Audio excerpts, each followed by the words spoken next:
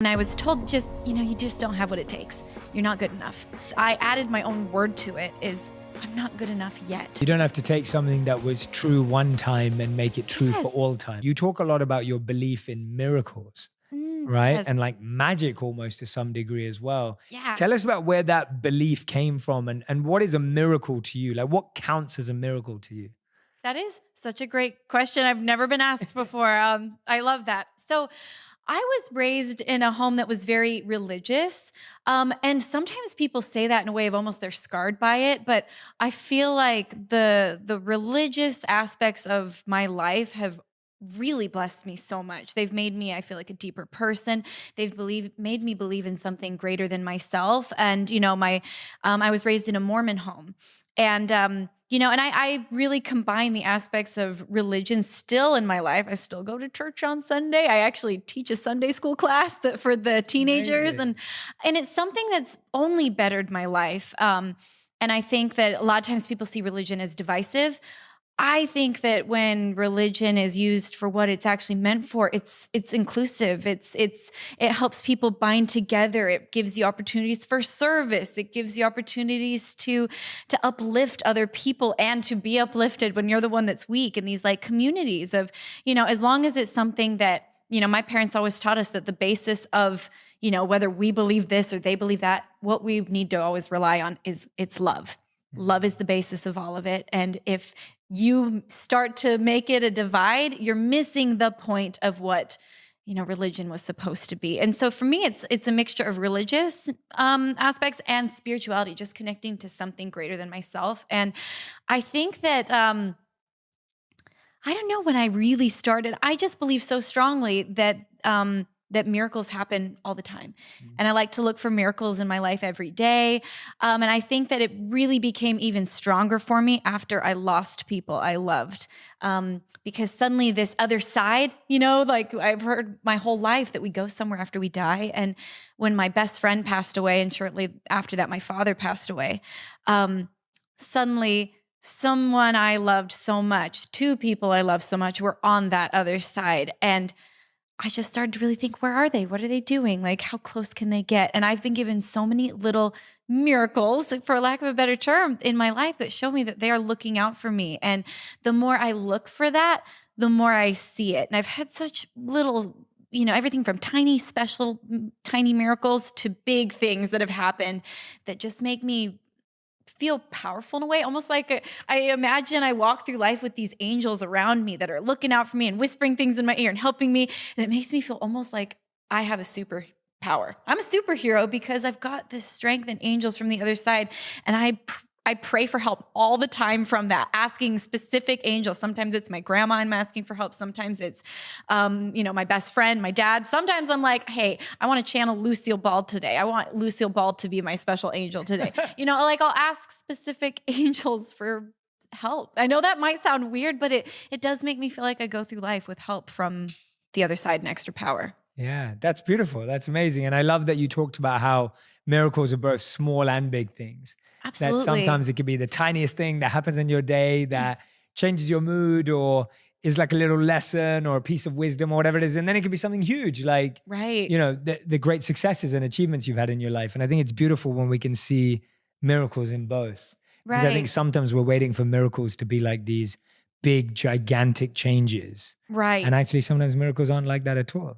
Absolutely. Yeah. And like even sometimes my family all talks all the time about like, oh, our angels are looking out for us because we all have this thing in common that our dad is over there. He's one of our angels. And so we'll always, even if it's like, oh, I remembered right before I left the house that I should grab whatever it is, it's like, oh, my angels are whispering in my ear, Yeah. And like I said, I think that whatever you look for in life, you're going to see more of. And if you are not looking for something, you're going to be like, well, I never see miracles. I never get that. But it's like when you all of a sudden become aware of an artist, all of a sudden you're like, oh, they're everywhere. They're on that billboard. They're on the radio. How come I never heard of this person before? But it's because now they're in your peripheral view. You've seen them. And I think it's the same with gratitude or with miracles or with whatever it is you're looking for in life. If you look for it, you'll see it. That's such a great point. The way to test it is if you ever buy a new car or an right? Yes. If you ever buy a new car or you're thinking about buying a new car and then you go on the road, you see that car everywhere. And Right. it could be a rare car. It may be a common car, whatever it is, but it is exactly that. Whatever's in your peripheral view, you start to see it everywhere. Mm-hmm. And I think the point you just made is so beautiful, because I think sometimes it's like when you're rushing out the home and you notice you forgot something, it's almost like, oh, I forgot it. Like it's almost like a negative feeling. Right. Rather than like, oh, thanks, I remembered, right? Like the way you're seeing it. Right. And it's so interesting because it's such a small thing and we do it every day. I know I do it sometimes. It's like I get downstairs, I'm about to get in my car and I'm like, oh, I forgot my wallet or whatever it is. Right. Rather than, oh, I'm so glad I remembered, rather than getting to the That's really store. interesting, And then, right? Yeah. Or even having a moment to be like, oh, thanks. You know, Yeah. thank you, my angels, or whatever it is that you see as your, thank you, my brain, for being smart and remembering, whatever you want to see it as. I like that.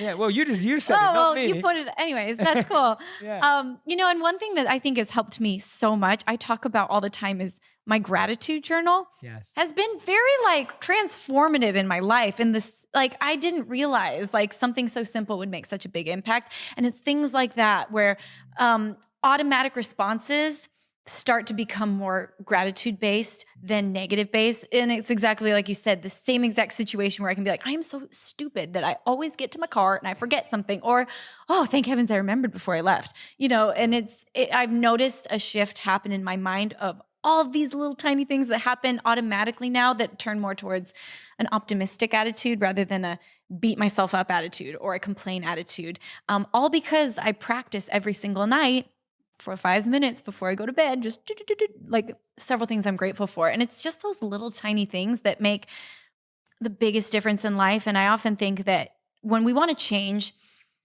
I think sometimes I used to be like, oh gosh, I've got so much work to do. And I have to change everything in order to be a better person. But it's like, no, it's tiny, tiny pivots, tiny, tiny tweaks, little things that are going to just make these huge impacts over time. And it's all about just one pivot at a time, not shifting everything, one tiny. Absolutely. When did you start your gratitude journal process? When did that become a regular habit in your life? 2 years ago. Oh, wow. Okay. Yeah. So fairly recent. So yeah, it's been a fairly recent thing. It's been a long enough time to practice it, but it's been fairly recent in your life. Right. Yeah. And where did you get introduced to it? And was it just you read an article or a book or you heard it somewhere, or was... I just heard it enough, I think. Yeah. I'd heard enough people say that this is a good practice to do because I'd listened to a lot. I like to fill my life with positivity, whether it's reading Brene Brown books and on Audible as I drive in my car, or listening to podcasts. And I feel like the more I fill my life with positivity, the more positive I am, obviously. And so this was something I just kept hearing about. And every year I like to pick a word to work on. And last year, as a result of kind of starting this gratitude journal, I decided I'm going to dive in. My word for last year was gratitude. And it was really nice and I think that's a really good way to approach New Year's resolutions because you can make tons of little goals, but all my goals always focus around my word for the year. So it's this is my big goal. And then I'm going to just make lots of little things that will hopefully lead to that. And anyway, so that's when I really dove into it. It was we're doing this. I'm going to visualize it. I'm going to write it. I'm going to be it. I love that. And how many things do you do every night? Only 3. Okay, only 3. It's very manageable. I do 3 when I go to bed, and then I do 3 when I wake up. Oh, I love that. So it's just the bookends of my day. And then, sometimes when I'm really ambitious, I sit there and I'll visualize those things and I'll try to feel them actually, not just write, then see, then actually feel, and then go to bed. I love it. I love the sound effects too. That's the plan. I love it. What was the intention for the year of 2020? What was the word for this year? Oh, my word for this year is actually magic. So it's funny that you started off. I had no idea. And you start off the podcast with that word. That's crazy. Wow. Again, I've heard that word so much in the last month. See, I haven't. Because I'm looking for it and I'm thinking about it. And the reason I chose magic is I feel like, I don't even know how to describe it. I feel like I used to live a little more magically where I made big wishes and I dreamed big. And, I didn't even realize this, but someone was telling me that every 8 years, it's a year of manifestation. And I guess this year is one of those years. Okay. And so 8 years ago was a year of manifestation. So I was looking back at 8 years ago and the things that I believed I could do, the things I wished for, the things that were on my radar. it is amazing what has come full circle since that year. And I didn't even realize it. But I used to be so good at making wishes and believing full-heartedly that I would achieve them and that they would come back to me. And because I believed in good things came. And not that I'm a pessimist, I just feel like a little bit of that, like, dreamer in me has become kind of realistic. And so I want to just open it up to like living magically, like feeling magical, feeling powerful, feeling like all those things. And so getting back to that side of myself that I think has just gotten a little bit realistic. Yeah. If that makes sense. Yeah, that makes so much sense. You always have struck me as quite a magical person in general. Oh, thank I feel you. like you have, yeah. I feel like, I don't know if it's because you showed me dressed up as Dobby or Maybe.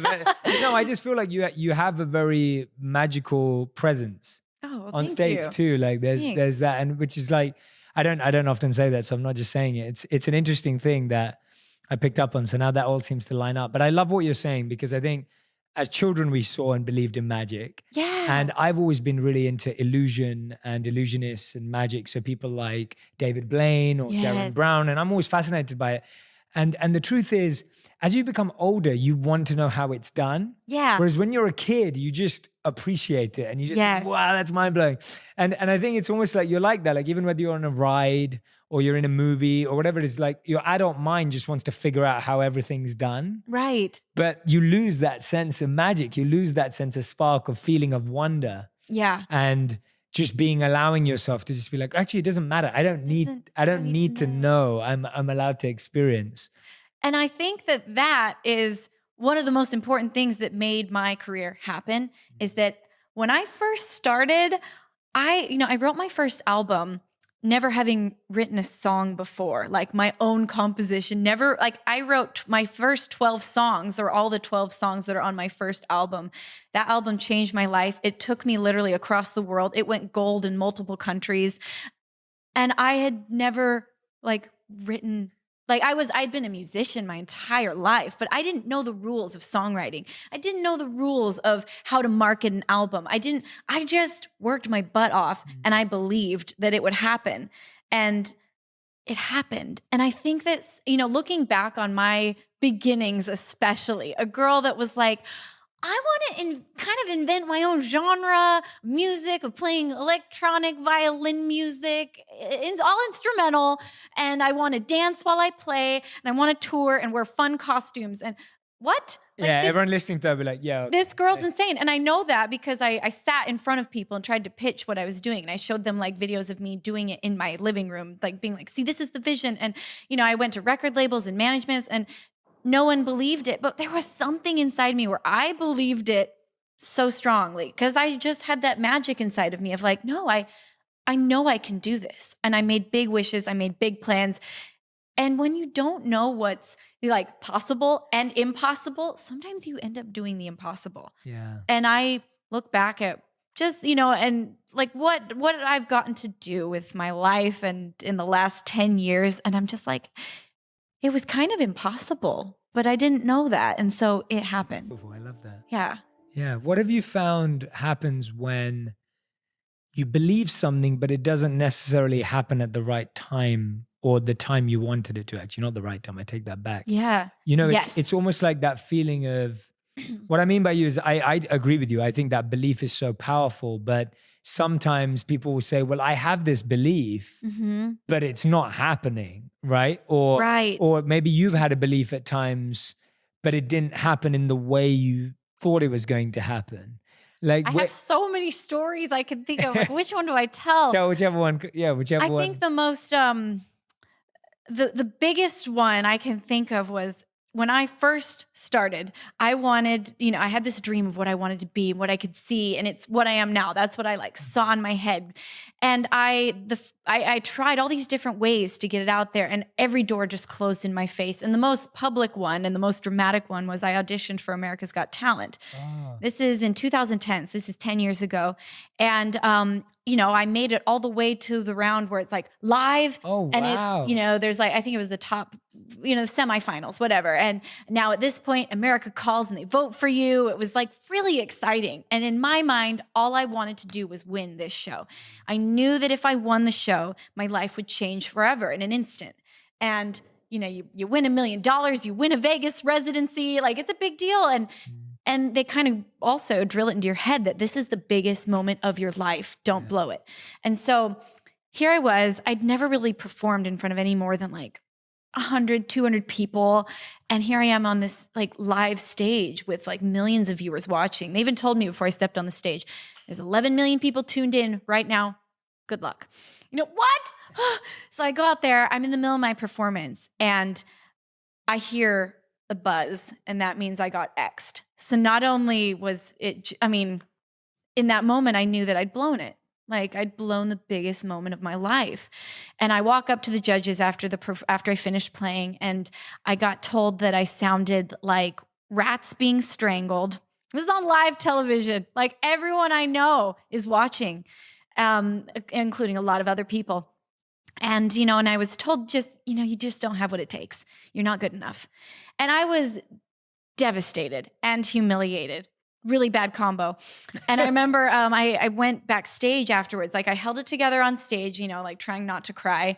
And then I ran into the bathroom because that's the only place you could be alone. And I just sunk to the floor and I sobbed. Like I sobbed the ugly cry for a long time until they came in and found me. And they're like, we're closing up. Like you got to go. And so, I packed up my little violin and I just honestly didn't know if I could get on a stage ever again because I was just so embarrassed, like, even embarrassed in front of my family. And even though they were like, you were great. We love you. We're proud of you. It was just, I just was like, I don't even think I can look myself in the eye again. But there's that inner voice, whether I call it my angels or whether you call it your gut or whether you call it intuition, whatever you call it, we all have it. And it told me, you're not done yet. And sometimes that voice will be like, it's time to try a different road. Like there's different things, but listening to your inner gut will always tell you where you should go. And at this time it's not over yet.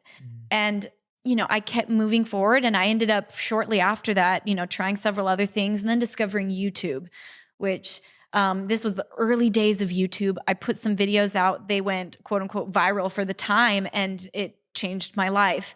And looking back on it, like, thank heavens I didn't win America's Got Talent. Like, thank heavens I did not. You're locked into these contracts that are really rough.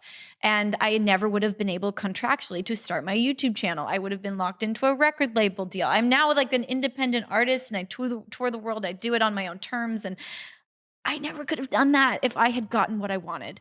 Yeah. And, I just have so many of these experiences where sometimes what you're fighting for and what you want and the door you're banging on, it's just not quite the right door.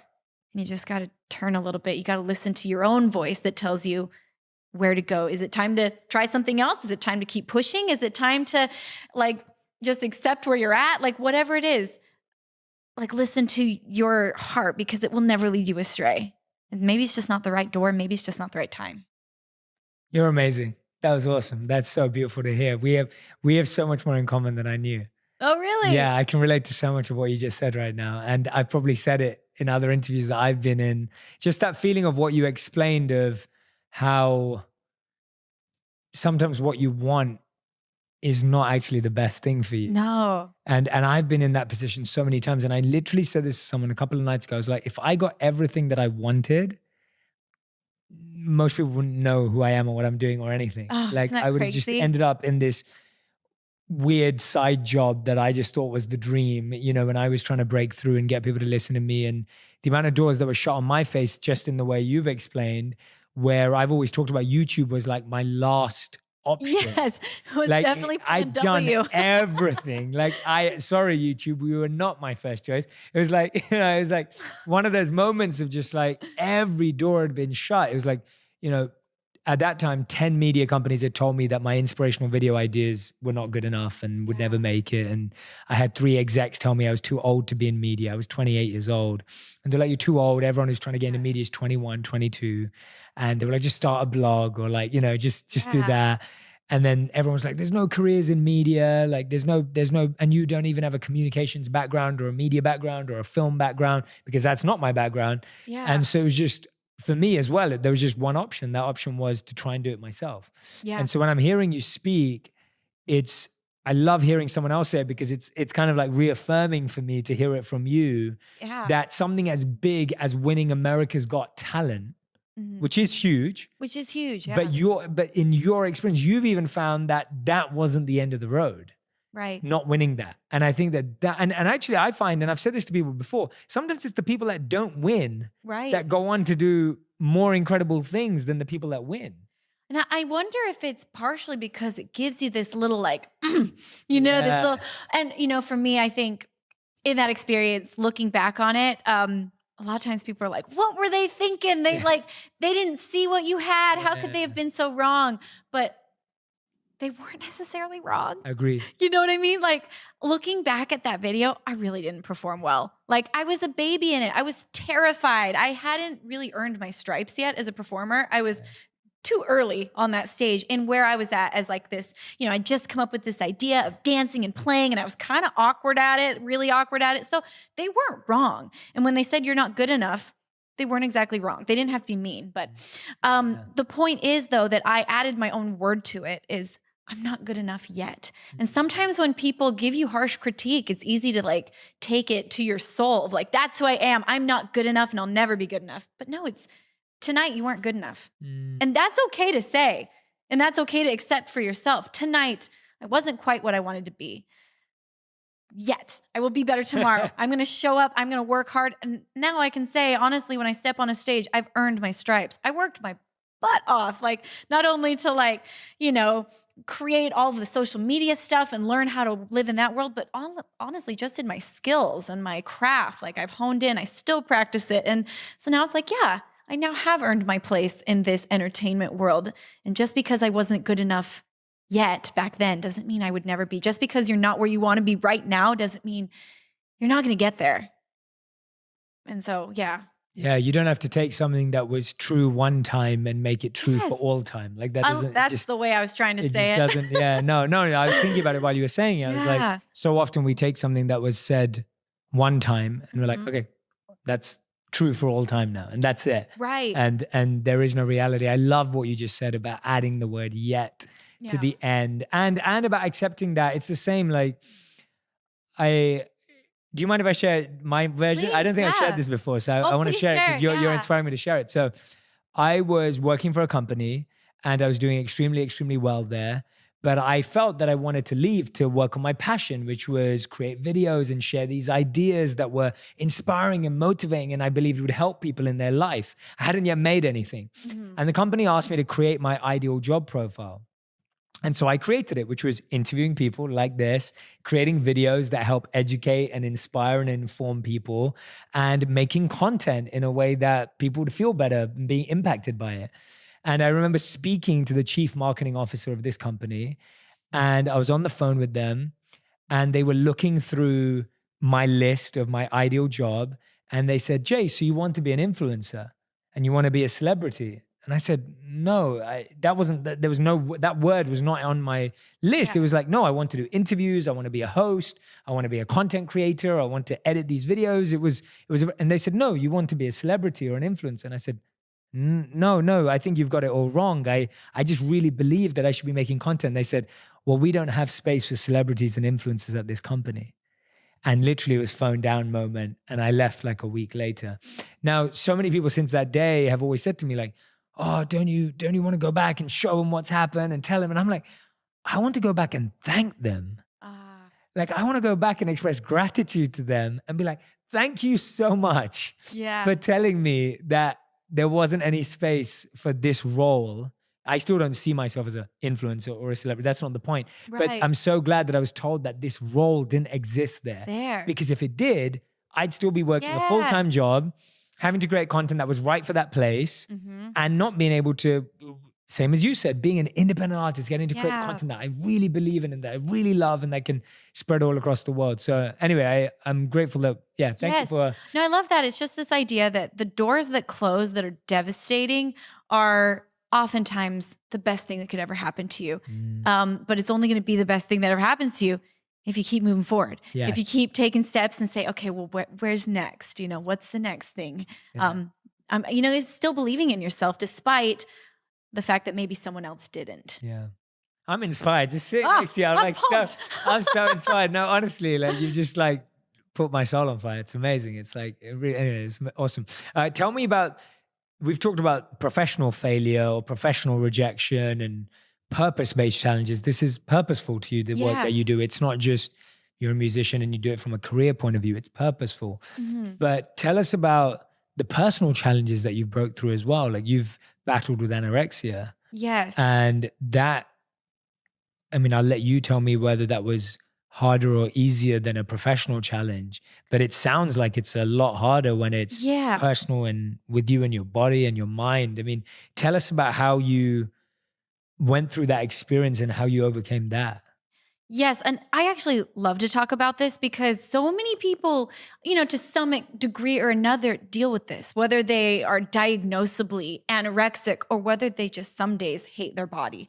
Like, I think that a lot of people deal with this. And I think depression is something that, whether it's like clinical depression or chemical, or whether it's just situational, like everybody deals with that at times of their life. And so I think it's something that's so important to talk about and like learn for yourself and understand how you go through these phases. And, I realized when I was in college, I was, I think in the middle of college when I finally came to realizing, oh my gosh, I'm anorexic. And it took a while to come to that realization because I had been depressed for a really long time. And it happened so slowly that it just consumed me. And I would have defended it forever, being like, no, I'm just really healthy because I was exercising all the time and I was eating like a bunny. Like I was eating all like vegetables. And, so I would have defended it forever that no, I'm just healthy. But I finally had this moment where I realized that I had sacrificed everything for this. And it happened, the realization for me happened in the most simple moment, and it makes me really emotional. But my sister's my best friend, and she was my roommate at the time. And all of our roommates, we were all really close, really good friends. And I heard them all laughing in the other room and just talking. Someone was telling a funny story about a bad date or something. And they were all laughing, but I just didn't even have the energy to get off my bed to go in and join because I also just thought like they wouldn't even want me to join. I just was so depressed. And then my sister came in the room and sat on her bed. And I looked at her and thought, I don't know when we became strangers, but I don't even know how to talk to her anymore. And it was because I had gotten so consumed in my mind by like anorexia is fully consuming. All you think about is yourself. All you think about is your next meal. All you think about is what you look like. Like it's, it becomes a very selfish disease that is very isolating. And it's not like you're selfish in the terms of like, oh, I'm awesome. Like it's selfish in the terms of all you can worry about is yourself because you're so consumed. And so I didn't even realize, but I was like, I don't remember the last time we had like a real conversation or laughed or talked together. And that gave me the courage to be like, something is wrong. Something is definitely wrong in here and I need to figure it out. And so I started going to therapy because I was finally willing to fight for happiness again. I realized I was sad. And it took me about 2 years to fully come out of this first cycle of like, depression and pull out of it and come out of anorexia and become like, oh my gosh, I think I'm healthy. And, since then I find it being like, it's going to always be a part of my life in the weird way. I don't know how else to say it, but it's very much in the background. It's something I don't deal with on a regular day-to-day basis. But sometimes when I'm like stressed or when I'm worried about something or when I'm exhausted, that's when it thinks it has room to come back and it tries to sneak back into my life. And now it's to the point where rather than taking 2 years to come out of it, now it's like, oh, I recognize you and you're not welcome here. Like you're not a part of my life. And I really, one of the most helpful books I ever read for my anorexia was a book called Life Without Ed. And it's where this woman personified her eating disorder and she talked to it. And she would say, she would have conversations with it and talk sense to it because you realize there's a dialogue in your mind and it tells you sometimes really nasty things. And to her, that was not her. That was Ed. It was her eating disorder. And so I started to do that. I started to see these horrible thoughts in my mind as they're not me. Anorexia is not who I am. It's like this little like thing that's come into my life and it's not welcome. Yeah. And so I constantly remind it to leave. And when if I see a picture of myself and have that thought of like, oh my gosh, like I look huge. Or if I catch myself in a mirror and think something nasty, I am now immediately tell that you're not welcome. We don't talk to ourselves like that. I don't entertain those thoughts. And then I'll say something nice to myself. Like, I am strong. Like, there are so many wonderful things about my body. Like, I'm healthy, I'm strong, I can dance, I like to run. Like, and so it's choosing what I am going to let stay now. And also, I think that it's sometimes takes work. And we don't always put that into play. We all know it takes work to be healthy and to eat right and to exercise and take care of our bodies. But what about our minds? And how much attention do we give to the happiness and being positive? And, that's why I write my gratitude journal, all these like little practices I have in my life. And then I think the biggest one for me is just listening to that voice. And when it says something that's unfair, I learned years ago when I was going through therapy and anorexia, to not entertain the bad. Like, I don't do that. And it's very empowering to say that, to stop your own thought and be like, nope, it's not who I am. Self-love, that's what it just all comes down to. That's great. I love the way you've broken down the process for all of us. And thank you for the recommendations on the books too. It's always, I know the audience loves hearing what books help and work. And so if anyone's struggling with that in particular, it sounds like a fantastic book that really helps you understand the voices in your mind and your head and recognizing which ones are not you. That's 100% true. Yeah. That's 100% true. It's always like a bad friend. I think it was Gandhi who said, don't let anyone walk through your mind with their dirty feet. Yeah. And it's almost like sometimes it's your dirty feet or another thing that is inside of you. It's almost doing it to yourself. Yeah. But you're so right that negative voice in our heads is not us. It's like being a friend with a bad, it's like being friends with the negative influence. And absolutely, you've started spending so much time with them. It sounds like your voice now. Yeah. And so I think that's a really important lesson. Well, and it's interesting how it's like we've written these stories and these beliefs in our mind about who we are. And I finally came to the realization that if I wrote this story and became this once upon a time, somewhere along the line, I started to believe these things. I started to write this, and then I reinforce it every day in my mind. I rewrite the story every day, and I punish myself over and over and over again for a belief that I wrote once upon a time. And so if I wrote it once, and if I believe it now, then I can write a new one. Yeah. I can change it. It's going to take time because our minds love familiarity, even if it's negative. And that's just a pattern. Our minds run on patterns. And so it's like, okay, start to break the pattern. It's going to take time. It took me 2 years the first time because I was pretty deeply entrenched in a very unhealthy, very, very trapped pattern. I'm not saying it's going to take everybody 2 years, but if it does, that's okay. Don't look at yourself today and think this is who you are forever, because I can't even tell you what a different person I am now. Like you called me magical in college. No one would have called me magical in that time. My roommates would have been, Lindsey's really tired. She's very, she's nice, but I just didn't have the energy to be like out there for other people and be kind and be as loving because I was so trapped in this like tornado inside myself. And I'm like, if I could change from that person to like where I am now, where I love to share with people. I feel like anyone can do it. This is a process that start where you are today, start to love yourself, start to be kind to yourself, start to fill your life with more and more positivity. And you can get to anywhere you want. Whether it's, like I said, my journey of like getting off America's Got Talent and having to work step by step to like become the violinist I am now, or whether it's looking in the mirror and being able to say like, you're beautiful to yourself. Like start where you're at, but you can get there. And I honestly believe that anyone can be there. Yeah. And it takes work still. Like of course. It's not like I still go through times like last weekend. I had a real depressed weekend where I was like, dang it. Like I'm in a funk. I'm in a depressed stage and I don't like being here. But I recognize now that that's okay. It's not who I am. It's a passing experience. And I think too often we like attach ourselves and our definition of self to like, I'm depressed. Like this is me. No, it's not me. It's a phase. It's like the cycle of the moon. Sometimes the moon's covered with shadows. Sometimes it's bright. It doesn't mean it's not still there just because you can't see it. And totally. I sometimes get a little covered up. Yeah. And I just have to like go to all my things, like call my therapist, do all the things that I know will help me. I now take ballroom dance lessons. That really helps me pull out of these like, I called my teacher. I was like, actually, can we have an emergency ballroom lesson today? Because I'm just feeling down, and I think it's really important to learn like, what are the kind of things that work for you? And don't attach your worth and your definition to how you feel in a moment because they come and go.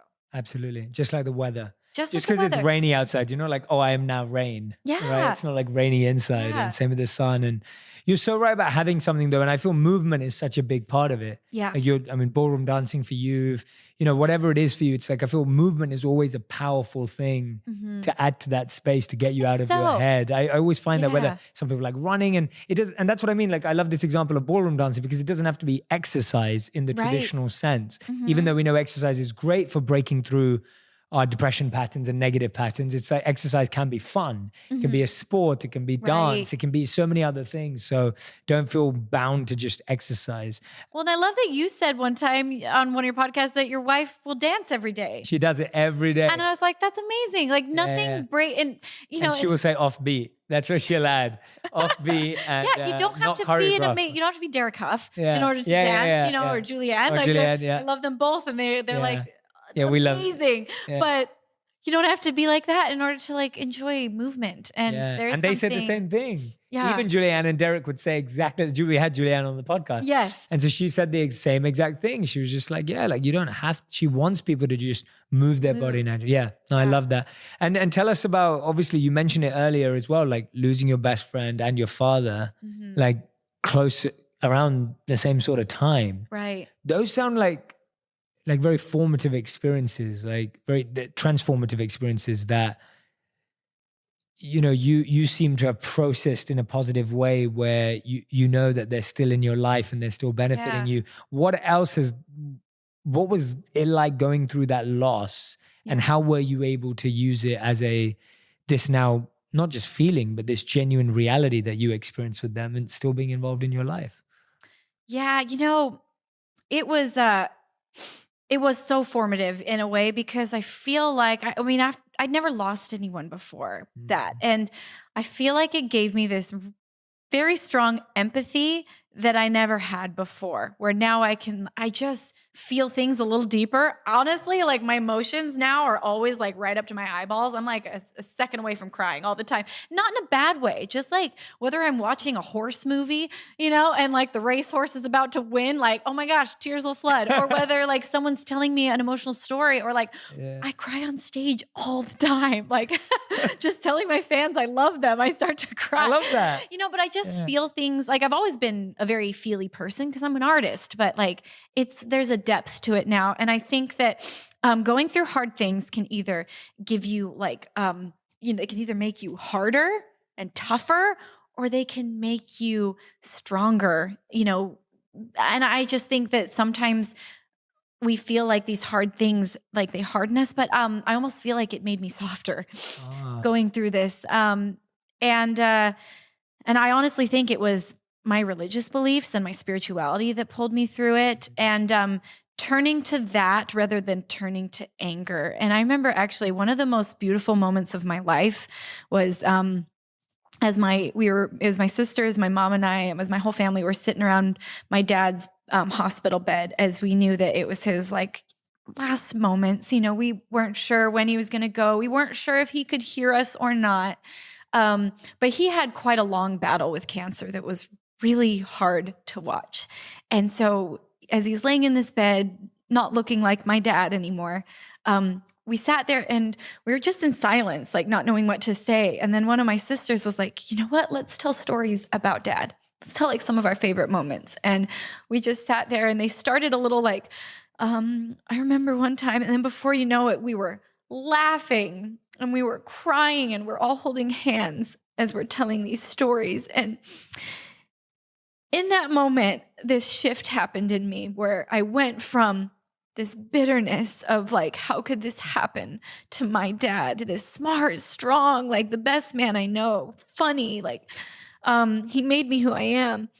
And rather than being angry at what had happened to him and at what I was losing, I just became so grateful for what I had, which was like a lifetime of memories of the most amazing father and the most amazing family that I still had. And then also that I will always still have my dad because I believe he's with me and he can help me now in ways that he never could have when he was in his mortal body. Like he can really be there to comfort me at any time. And I really think that that was one of the biggest shifts that got me through this experience, was realizing to have gratitude for what I have, not only had, but what I have, rather than the things we've lost, because abundance and lack of abundance exists around all of us all the time, whether you're the, billionaires of the world or whether, you live somewhere remote in a hut. Like we all have abundance and we all have lack of abundance, and it's up to us to choose where we are going to look, because at the end of the day, we all just want joy. We all just want happiness. And what else matters than like sharing goodness, sharing gratitude, sharing love, and giving yourself the ability to have self-love, and forget all the labels and the judgment and the money and the like. Who is it that decided we're all supposed to look a certain way? Who's it that decided that money equals happiness? Because it doesn't. Who's it that decided that success makes you better than somebody else? It doesn't. Like all these things that sometimes trap our minds into feeling like we're supposed to be a certain way they're prisons. And as soon as you can stop all those voices and those opinions and just realize, like, what is it that I want to be? I just want to be grateful. I just want to love. And that was a huge shift that happened in me. And it happened, moments before my dad passed away. And it's to this day one of the most transformative just moments I've ever had. Thank you so much for sharing that, by the way. It's so like heartwarming to hear you express everything through gratitude. Like you can tell how much you've processed everything through gratitude, even the toughest moments of any one of our lives. Like for anyone who's lost someone in any way, anyone who's listening or watching right now, that it's not easy to do that. But the fact that you've been able to fuel every situation in your life with gratitude is an amazing lesson for all of us. Like it's amazing. Oh. It's really, really beautiful. And it's such a wonderful reminder for us all to follow that example in all of our different challenges and situations in life. And you're just saying there that, it's all about being joyful and et cetera. And like this new album that you've made, Artemis, is obviously, you say it's one of the first albums that you've recorded from a place of joy. Yeah. As opposed to recording it, from a place of pain or challenge or struggle. That, as an artist, that almost sounds harder sometimes. It does. Isn't it harder? Like, well, it's sometimes. Yeah. Tell us about how that was different. Yeah. People always say that, artists make the best music through pain, or the best like films through pain. And I was like, oh, that's kind of horrible that we have to experience pain in order to make good art. But to be honest, like, whenever I go to start a new album or a new phase, it's like, okay, I think, where am I at? What am I feeling? And, my Brave Enough album, which was the previous one, was written about loss. It was right after and like during like all of this that I wrote that album. And I drew from hard emotions. And it was a good album. However, I think that this album, Artemis, I think it's my best album I've ever done. And it was really exciting when I went to think about, okay, where am I at? What am I drawing from? And I thought, I'm in a place of joy. Like, this is awesome. I get to write about being in that place, not just hoping to be in that place and the strive to get there, but I get to write about it. And I called the album Artemis because Artemis is the goddess of the moon. Mm-hmm. And I've really come to appreciate this whole analogy of what the moon represents to me now. That I mentioned it earlier just briefly, but that the moon goes through phases. Sometimes it's bright and it lights up the whole night. Like you can literally walk by the light of the moon. Other times it's covered in shadow and you can't even see it. Yeah. And, after my best friend Gavi died and my dad died, I was in a little bit of a shadow for about 2 years. I was in quite this a little bit of a situational depression. And I had kind of accepted that you know what? I think loss changes you. And I think this is the new me. And I just need to get used to her. And that rose tinted glasses version of myself, that kind of magical person, I think she's gone. And that, okay, this is me. And then after about 2 years, I just felt myself come back. It's like the eclipse was over and I was like, oh my gosh, it's not that I was gone. I was just covered up by a little bit of shadow. And that's okay. And that's why I always now think about depression and all these things of they're just, or a hard weekend. They're not who you are. They're passing phases, whether it lasts 2 years because I lost the most important people of my life, or whether it's just for some reason you're having a really hard time.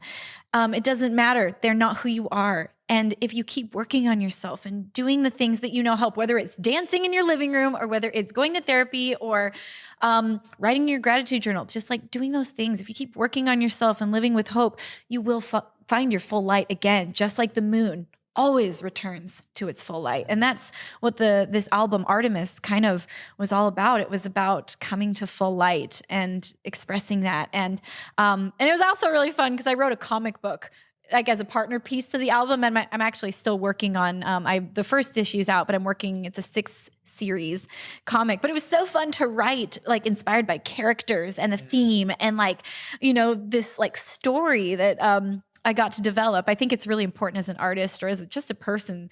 Sometimes we feel like we're running in a hamster wheel a little bit. It's like, okay, I mean, I like my hamster wheel and all, but like I've done this, like this was my 5th album.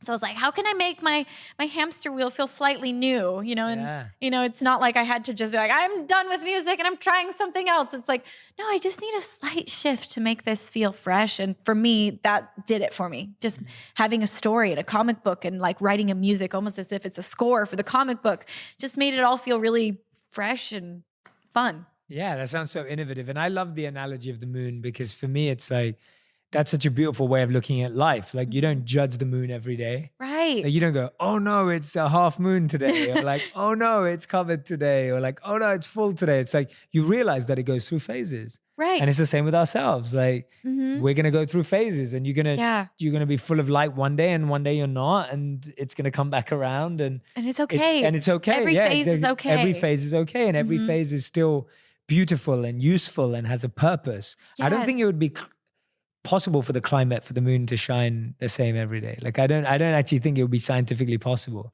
for that to be a good thing because of where it's got to shine and movement. When you look at how the design of the universe is so perfect that if you took it out of alignment of the way it is, actually it wouldn't be that way. Right. Well, and as you were saying, like some of the shadowy moments of your life, metaphorically, they're the ones that taught you what you need to know. They're the ones that gave me empathy. They're the ones that made me really dig my heels in and be like, I'm going to work really hard so no one ever tells me I sound like a drowned rat again. Like, whatever those shadow moments are, they're important in your phases too. Yeah. And they make you really appreciate like when you do get to fully shine, totally. And also I just like that even when the moon is half covered up, it's still shining. It's still shining. It doesn't give up just because it's, halfway covered. Yeah. And shines in the areas that it can. It shines wherever it can. Yeah. And we can do the same thing and we can all bring light to darkness. That was another thing I love about the moon. The fact that it's so brave and it faces the night, whether it's a full moon and it's like, I'm powerful, or whether it's a sliver, it still shows up to give all the light it can in the darkness. Yeah.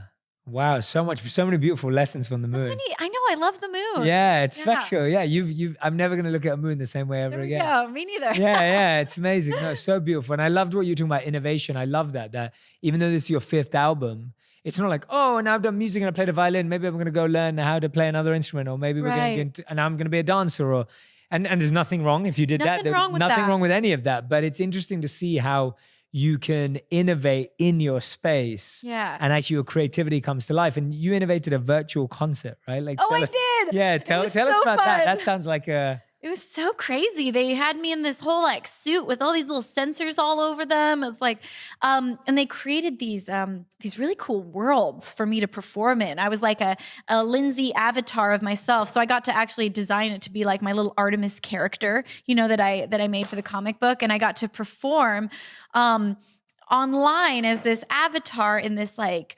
futuristic cool world with, and it's fun because, in a live show, I can't be like, let me spin through pedals and have them like float around me and like, let's have lightning go to the beat of the music. But like, whatever we wanted, we could make it happen because it was a virtual world. And it was just really fun to have fans live all over the world. They're tuning in from, whether it was like some from Russia, some from South America, some from LA. And it was just like all over the place. And, getting to have that moment together was really just different. And also it was really funny because, I've done a lot of shows in my life now at this point, and doing an actual concert to like, there was like hundreds of thousands of people watching, but yet I'd finish a song and it was just like 6 people in a room with me that were like, So like that energy of a concert, I kept having to remind myself like, oh yeah, all those little, I could see the dots of the people that were in there watching. Like those are all people. They're all here, even though I can't see them. I can't And they're feel their clapping at energy. home. Yeah, they're hopefully clapping at home. But just lets my manager and some of the engineers like, yay. I love it. Yeah. That's fun. I love the innovation of it. I think that's awesome. I'm excited to see what you end up doing with like virtual reality or augmented reality. Or like, are you into all that kind of stuff? Or it's fascinating. It's really interesting to me. So it is fun to think like, what is the next step for that? Like how can music more be incorporated into that world? And who knows? Yeah. I think experiences for audiences are just so powerful, and technology allows us to touch so many people that could never be in the room or could never travel. Or I've been thinking about this a lot lately about, just dealing with this thought in my mind of like, social media provides such an opportunity to connect across the world and do so much good. It also, as we know, has such a power to do like not good. And, we find ourselves sometimes trapped in these comparison, situations, or feeling bad about ourselves because everybody's showing their lives through filters and it seems real, but it's not.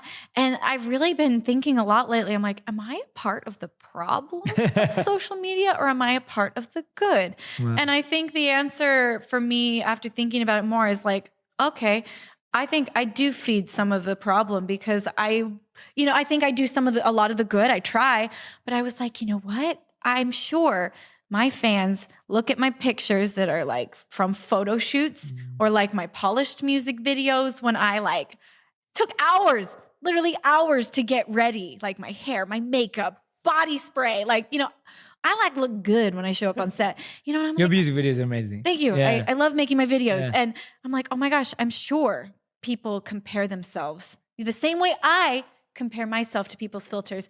And that's not to say art is art. And, this is kind of the realization I've come to. It's okay. Like, I love makeup. I love playing with costumes and fun looks and expressing myself artistically in that. However, if I'm going to do that, I need to be okay with the other side. I need, for me. And so I've realized I've made this new goal of trying to just showcase some unfiltered life online. And that's a little vulnerable for me because I don't have flawless skin. I still get I'm 33. I still get breakouts. Like what? Everyone lied to me and said that was a teenager thing and it never got left behind. But, just showcasing and realizing that it's fun to get dressed up. It's fun to do all that artistic stuff, but it's only fun if you're okay without it. I think one of my favorite quotes is from Cool Runnings, where the coach says, a gold medal is a wonderful thing, but if you're not enough without it, you'll never be enough with it. Ooh, and so I love that movie. Yeah, I love that movie. And so I've really been trying to make sure, if I'm going to do all this other stuff, I have to balance it. Life has to be balanced. And because I also get used to seeing myself with these filters, whether it's the funny filter with bunny ears that makes your skin flawless and or whether it's looking at myself through the lens of a music video. I need to be okay looking at myself in the mirror and saying, I'm just as beautiful without all of that. And it's funny because when I do post like that, my fans all say that's when I'm the most beautiful, and I need to believe that. And also, I just want them to see that I have frizzy, crazy hair and acne and all of that. So I've been thinking a lot about that lately, of trying to make sure I'm not a part of the problem of social media. And and I don't know, it's been a really interesting balance over the last 2 months to try to gauge for myself personally and for my fans. Yeah, no, absolutely. And I really respect that. I think it takes a lot of, because there's two sides to it as well. And this is kind of the balance that you're saying of we also don't want people to play down their lives. Right. So that we all settle for less. Right. You know what I mean? It's you want to be creative and you want to bring your art and you want to do body and you want to look, and it's not I think that's the point, that you're not saying, oh, I look beautiful here and I don't look beautiful here. Right. That's what we don't want. But we also don't want people to just settle and not be extravagant and not play for that, because there's art and beauty in that as well. Yes. And I almost feel like we don't want to create a culture, just as we don't want to create a culture that just celebrates filters. Yes. We definitely don't. We also don't want to be a culture that only accepts. And when I'm saying average, I don't mean beauty or how you look, but it's creativity or passion or purpose, Totally. right? It's like that. It's that balance. And it's like, you know, I'm sure at There's some no right point answer. I'll go too far and then I'll be like, oh, I went too far. And then I'll go too, you know, it's probably going to be an ever fluxing, you know, balance. But like I said, it's like, it's just as much for me as it is for anyone else. It's like, because I find myself comparing to other people's filters and we all do. So it's like, well, then I have to be really okay with myself without the filter so that I can love being that person that is behind the camera. Like, because if I love who's underneath all of that, then it's going to be all the more enjoyable to be like dressed up with antlers on and in this crazy dress. And, you know, as long as I'm okay without all of it.